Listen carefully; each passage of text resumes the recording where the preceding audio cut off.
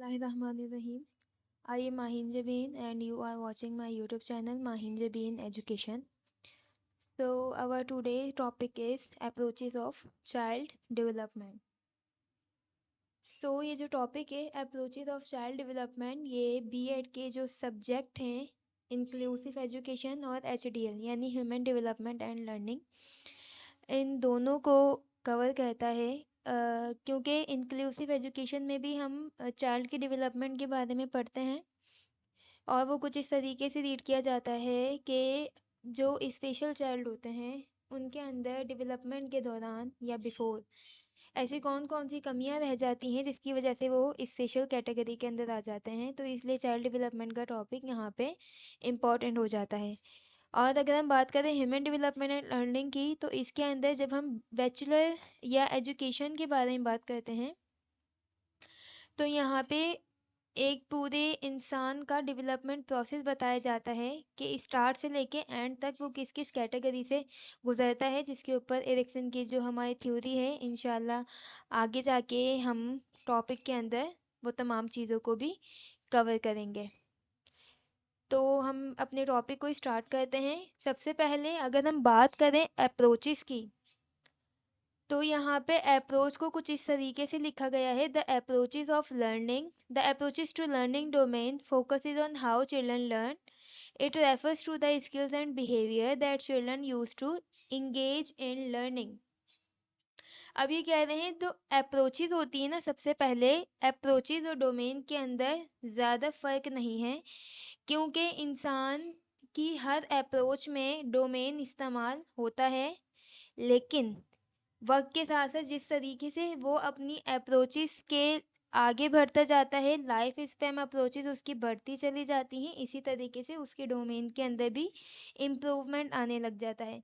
अगर हम बात करते हैं यहाँ पे डोमेन और अप्रोच की तो दोनों एक दूसरे से इंटर रिलेटेड तो हैं, लेकिन ये दोनों सेम नहीं है क्योंकि अप्रोचेस के अंदर कौन सी अप्रोचेस आ जाएंगी, एज वाइज आएंगी कि एज का कौन से एरिया को क्या नाम दिया गया है और दूसरे एरिया को क्या नाम दिया गया है। लेकिन जब हम बात करते हैं डोमेन्स के ऊपर तो डोमेन्स यहाँ पे तमाम चली जाती है internal characteristics of a child या ऑफ अ ह्यूमन। ठीक है, तो डोमेन के अंदर हमारी cognitive affective and psychomotor domain आएंगे, इंशाल्लाह उस पर हम फिर डिस्कस करेंगे। तो यहाँ पे अप्रोचेस का वो क्या कह रहे हैं, अप्रोचेस हर उस काम को कहते हैं कि बच्चा किसी भी चीज़ को किस तरीके से लर्न करता है या वो जब लर्निंग करता है तो वो खुद को किस तरीके से इंगेज करता है, उसका बिहेवियर किस तरीके का होता है उस लर्निंग के पार्टिक्यूलर टाइम के अंदर या वो पार्टिक्यूलर एरिया में जिसमें वो लर्न करता है। ठीक है, अगर हम यहाँ पे बात करें अप्रोचेस की टाइप्स की तो यहाँ पे हमारे पास जो मेन टाइप्स हैं ना वो 5 हैं। देन इसकी कैटेगरी अलग अलग है जो स्टेजेस के अंदर जाके क्लियर हो जाती हैं। तो सबसे पहली अगर हम इसकी बात करें टाइप की तो वो है प्रीनिटाल, सेकंड है इन्फेंसी, देन थर्ड है चाइल्डहुड, फिर एडोलेसेंस एंड देन अडल्टहुड। अब हम वन बाय वन इन सबको आगे जाके क्लियर करते हैं। तो सबसे पहली जो इसकी अप्रोच आ जाएगी वो है किसी भी चाइल्ड की अप्रोच, वो आ जाती है प्रीनिटाल डेवलपमेंट या फिर प्रीनिटाल अप्रोच। अगर हम यहाँ पे बात करें प्री की तो प्री का मतलब होता है बिफोर। ठीक है, कहीं भी प्री का लफ्ज इस्तेमाल होता है तो वो आता है बिफोर में। और अगर हम यहाँ पे बात करें निटाल की तो निटाल के हम उर्दू में लफ्ज इस्तेमाल कर सकते हैं पैदाइश के, लेकिन अगर हम इसका सिनोनियम देखें तो वो होगा रिलेटिंग टू बर्थ, यानी बिफोर रिलेटिंग टू बर्थ। किसी भी चाइल्ड की दुनिया में आने से पहले या फिर उसके पैदा होने से पहले जब एग वॉर्म के अंदर होता है तो वो किस तरीके से ग्रो करता है ना, उसके बारे में ये जो पूरी एक हमारी स्टेज होती है 9 मंथ की, तो ये उसके बारे में डिस्कस करते हैं प्रीनिटाल अप्रोच में। प्रीनिटाल और antenatal development is the process in which an embryo और fetus is carried in the womb during pregnancy from fertilization until birth। ये डेफिनेशन को आप मतलब क्लियर हो चुका होगा आपको कि जब भी किसी भी वुमेन के वॉर्म के अंदर कोई भी एग होता है या एम्ब्रियो होता है तो वो अपना 9 मंथ किस तरीके से कंप्लीट करता है, उसकी जो पूरी स्टडी होती है या फिर जो उसका खास अप्रोच या पीरियड है वो कहलाते प्रीनिटाल। अच्छा जी, the prenatal period is one of the most important part of life cycle, क्योंकि अगर ये पीरियड के अंदर इंसान की या किसी भी चाइल्ड की इस पीरियड के अंदर कोई भी कमी रह जाती है तो वो आगे जाके बच्चे के अंदर उसकी एबनॉर्मलिटीज को जाहिर करवाती है किसी ना किसी तरीके से। इसके अंदर हम आगे जाके मुख्तलिफ डिजीजेस के बारे में भी डिस्कस करेंगे। अब हम इसे फर्दर देखते हैं। This is the first stage of development and it is divided into 3 period of trimester. अब ये स्टेजेस ऑफ डेवलपमेंट में अगर हम बात करें तो सबसे पहला स्टेज है और ये 3 जो है वो मुख्तलिफ स्टेजेस से गुजरता है। अच्छा जी, तो अब हम उस स्टेजेस को रीड करते हैं कि वो कौन कौन सी हैं। फेजेस इसके अंदर भी 3 आ जाते हैं, वही हैं जो हमने स्टेजेस की बात की है। तो जो पहला है वो किसके ऊपर कन्वर्ट होता है, are the first second and third month, यानी जो हमारा फर्स्ट ट्रिमेस्टर है वो 3 महीनों के ऊपर मुश्तमिल है। सेकंड जो ट्रिमेस्टर है वो 4th 5 और 6 पे है, और जो हमारा थर्ड ट्रिमेस्टर है वो 7th 8 और 9 मंथ के ऊपर है।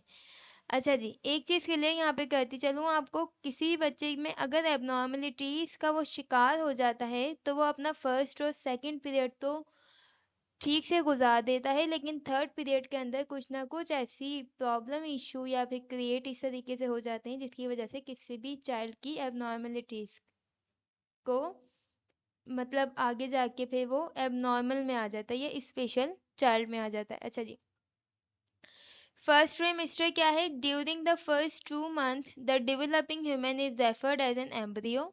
The embryo has 3 layers from which all body organ develop.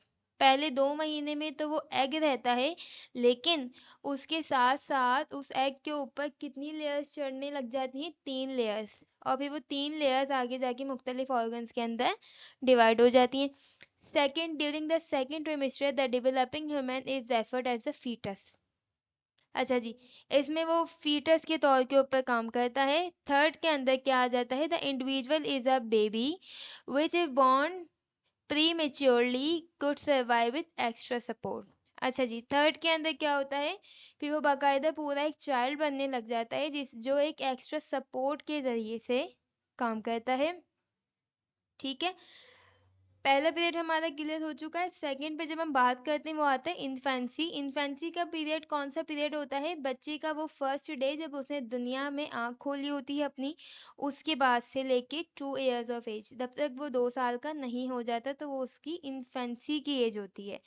The child is totally dependent on the caregiver for the fulfillment of their needs। इसके अंदर बच्चे की समझ जो है वो बहुत ज़्यादा थोड़ी होती है और वो मुकम्मल तौर पे अपना जो केयर गिवर है उसके ऊपर यानी इन्हिसार करता है, उसके ऊपर डिपेंड करता है। और ये वाली बात इस तरीके से क्लियर होती है कि उसे चलने उठने बैठने यहाँ तक कि खाने के लिए कोई चीज़ मांगने के लिए वो स्टार्ट के अंदर तो बिल्कुल भी मतलब फॉलो नहीं करता किसी भी अपने वालदेन को या किसी को, लेकिन जिस तरीके से वो 2 साल के करीब आता रहता है तो वो थोड़े बहुत इशारों के जरिए से अपनी बात मुकम्मल तौर पे समझाता है।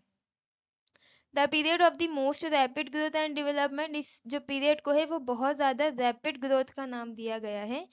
The skills and abilities increase, इसी में बच्चे की स्किल्स या फिर एबिलिटीज बढ़ने लग जाती हैं और बच्चा किस नेचर का है, ज़हीन है या नहीं है, बच्चे की क्या चीज़ वीक है या उसके चलने उठने बैठने खाने में या किसी में भी प्रॉब्लम है, तो वो जितनी भी चीज़ें हैं वो हम इन शुरू के 2 सालों के अंदर ही नोट कर लेते हैं।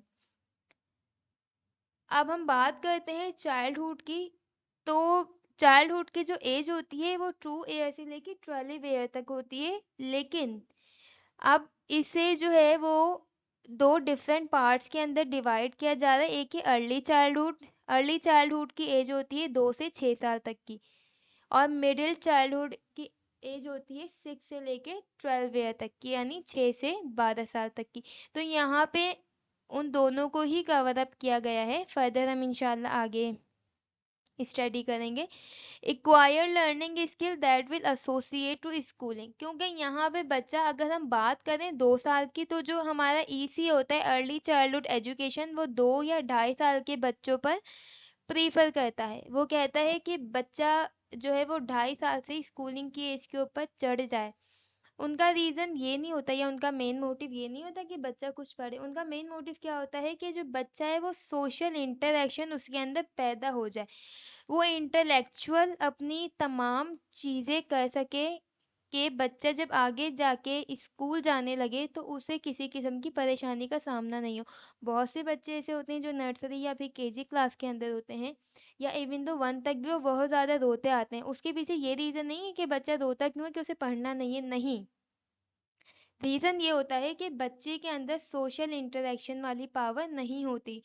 वो ज़्यादा बंदों में जाते हुए घबराता है, या उनसे बात करते हुए घबराता है, या उनकी शक्लें देख के, क्योंकि मुख्तलिफ बच्चे मुख्तलिफ थिंकिंग होती है उनकी, और वो मुख्तलिफ तरीके से खुद को ग्रो करते हैं। तो इसीलिए ये जो है इसके अंदर हमने स्कूलिंग की बात की कि इसमें बच्चा स्कूलिंग से एसोसिएट हो जाता है। नंबर्स, कलर, शेप और जो दिन भर के जो छोटी मोटी चीज़ें वो उनके बारे में जानने लग जाता है। या हम ये भी कह सकते हैं कि इंसानों के नाम की पहचान हो जाती है, गोद की उसे पहचान होने लग जाती है। Thinking develop rapidly and their interest in the outside world grow by leap and bound. अच्छा जी, जिस जिस तरीके से वो ग्रो करता है ना, उस तरीके से उस बच्चे की दिलचस्पी भी जाहिर होने लग जाती है। दिलचस्पी से क्या मुराद है कि जो बच्चा है वो किस सब्जेक्ट के अंदर ज़्यादा माहिर है, लाइक मैथ में, साइंस में, या फिर इंग्लिश में। वो किस किस्म के लोगों में बैठना पसंद कर रहा है, शरारतियों में, समझदार लोगों में, या वो लोग जो निकम्मे हैं, या वो ज़्यादा उसका ध्यान खेल की तरफ है। तो ये चीज़ है। बच्चा 2 से 12 साल की उम्र तक अपना मुकम्मल इंटरव्यू दे देता है अपनी एक्टिविटीज़ और अपने एक्शन के थ्रू। अब अगर हम बात करें एडोलसेंस की, तो इसकी एज होती है 12 से लेके 18 ईयर तक। The beginning of this period is marked as puberty. Puberty refers to the stage around 11 to 14 years of age when there is a spurt in physical growth. Puberty में क्या कि बच्चा जो है ना इस एज के अंदर आके जो उसका मेच्योरिटी लेवल है ना वो इंक्रीज होने लग जाता है। उसमें इतनी समझ आ जाती है मुझे किससे दोस्ती रखनी है। इवन दो अगर हम बात करें सेक्स की, तो वो उसके ऊपर भी चला जाता है कि उसे किसी लड़की से दोस्ती रखनी है या किसी लड़के से दोस्ती रखनी है। उसे ये तक तमीज़ और शऊर पैदा होने लग जाता है कि अगर मैं एक फ़ीमेल से बात करूँगा तो मुझे उसके ऊपर किस तरीके से उसे ट्रीट करना है, और अगर मैं एक मेल से बात करूँगा तो मुझे वहाँ पे किस तरीके से ट्रीट करना है। The result This result in a rapid increase of the height and weight and the emergence of secondary sexual character, face hair, pubic hair, sexual organ। इसके अंदर बच्चे की जो हाइट और वेट है वो तेज़ी से ग्रोथ करता है। प्राइमरी एंड सेकेंडरी ग्रोथ दोनों हो जाती है चाइल्ड की स्टार्ट होनी। इसके अलावा जो है वो तमाम सेकेंडरी कैरेक्टरिस्टिक, लाइक किसी भी जो लड़के हैं उसकी दाढ़ी या फिर मूछें आ जाना, या फिर इस तरीके की जितनी भी एक्स्ट्रा जो हम बोलेंगे कैरेक्टरिस्टिक्स हैं किसी भी चाइल्ड के अंदर, चाहे वो मेल हो या फीमेल, उसके अंदर उसकी ग्रोथ स्टार्ट हो जाती है। Conflict due to peer pressure occurs and there will be need to emotional adjustment. यहाँ पे वो अपनी पीयर के साथ ना कहीं कन्फ्लिक्ट रहता है। कन्फ्लिक्ट से मुराद ये नहीं वो हर किसी से लड़ाई झगड़ा करता रहता है। इसका मतलब क्या है, वो अपनी उसकी कॉग्निटिव लेवल जो है ना वो इंक्रीज होने लग जाता है। अब यहाँ पे जो है वो बच्चा इस बात को जाहिर करवाता रहता है कि उसे किस किस्म के लोग अच्छे लगते हैं और किस किस्म के लोग अच्छे नहीं लगते, या उसके माइंड सेट के ऊपर कौन सी बात वो एक्सेप्ट कर पा रहा है और कौन सी बात वो एक्सेप्ट नहीं कर पा रहा। तो एडोलेसेंस में बच्चा जो है वो अपनी मेच्योरिटी लेवल का स्टार्ट कर देता है, और उसकी सबसे पहली चीज़ क्या होती है कि वो अपनी पीयर के अंदर कन्फ्लिक्ट पैदा करने लग जाता है, जिससे ये बात जाहिर होती है कि वो किस नेचर, मतलब वो किस नेचर से बिलोंग करता है ना। अच्छा जी, अब हम बात करते हैं अडल्टहुड। ये जो अडल्टहुड है ये फर्दर आगे बहुत सारी स्टेजेस के अंदर डिवाइड है। तो इसकी 18 ईयर से लेके अबव तक, जब तक इंसान का लाइफ चलता रहता है, ये जब तक है अर्ली अडल्टहुड या फिर मिडिल के अंदर, यूथ या स्पिरिचुअल, इस तरीके से हम आ जाते हैं इसके अंदर। अच्छा जी, adulthood, the ability to support on self economically, getting married, settle down, wife family. 18 या उससे ज़्यादा उम्र वाले जो बच्चे, फिर वो बच्चे नहीं रहते बेसिकली, तो वो एक जवान जिसे हम बोलेंगे, वो उस एज के अंदर आ जाते हैं, फुल मेच्योर हो जाते हैं। इसके अंदर बच्चा सोचने लग जाता है किस चीज़ के बारे में, इकोनॉमिकली किस तरीके से सेट होना है, उसे आगे क्या पढ़ना है, उसका इंटरेस्ट जिसमें है, आया कि उसमें जॉब्स उसे मिलेंगी भी या नहीं, अगर वो मिलेंगी तो उसे कुछ तरीके से कैसे चलाना है। मतलब फिर वो खुद मुख्तियार हो जाता है इस बात को लेके कि उसने अपनी लाइफ को आगे किस तरीके से गुजारना है। Adulthood typically involve either working and preparing for own livelihood, वो खुद पे काम करता है और अपनी आने वाली ज़िंदगी के बारे में भी सोच विचार करता है। Physical changes are completely and the person is mature, मुकम्मल तौर पे फिजिकल चेंज होने लग जाता है किसी भी इंसान की बॉडी में, चाहे वो इंटरनल हो या फिर वो एक्सटर्नल चेंज हो। इसके अलावा जो कोई भी चाइल्ड है वो मुकम्मल तौर के ऊपर मेच्योर हो जाता है। उसकी cognitive skill, affective and psychomotor, ये जो तीनों हमारे डोमेन्स हैं, ये उसके अंदर मुकम्मल तौर के ऊपर अपना असर दिखाना शुरू कर देते हैं अपने किसी भी जो इंसान है उसके एक्शन से। अच्छा जी, यहाँ पर हमारा ये टॉपिक जो है वो कंप्लीट होता है। मज़ीद अगर आपको इस टॉपिक के नोट्स चाहिए तो ये मेरी वेबसाइट है, आप इसके ऊपर आपको तमाम नोट्स मिल जाएंगे, काइंडली मुझे वहाँ पे फॉलो कीजिए। Thank you so much.